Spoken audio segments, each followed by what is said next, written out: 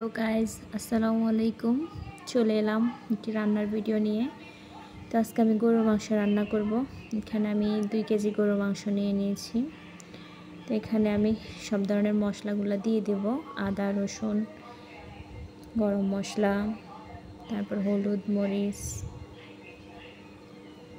কাঁচামরিচ, পেঁয়াজ কুচি, টমেটো সব কিছু এখানে দিয়ে দিব। এভাবে মেখে মাংসটা রান্না করলে অনেক ভালো হয়, টেস্ট হয়। তো আমি সবসময় চেষ্টা করি এভাবে মেখেই রান্না করার জন্য। তো এই তো মাংসগুলো আমি সবগুলো মশলা দিয়ে ভালোভাবে মেখে নিচ্ছি। তো আমার মাখা হয়ে যাচ্ছে, মেখে নিচ্ছি। তো মাংসটা ভালোভাবে মেখে আমি চুলায় বসিয়ে দেব। এই তো আমি লবণ দিতে ভুলে গেছিলাম, লাস্ট লবণটা দিয়ে আবার মেখে নেব একটু। লবণ ছাড়া তো রান্নার স্বাদই আসবে না। তো এই তো মাখা হয়ে গেছে, চুলায় বসিয়ে দিলাম। তো কষা কষা হয়ে এসেছে।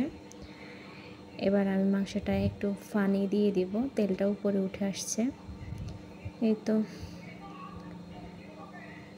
এই তো আমার মাংস রান্নার ফাইনাল লুক। অনেক সুন্দর হয়েছে কালারটা।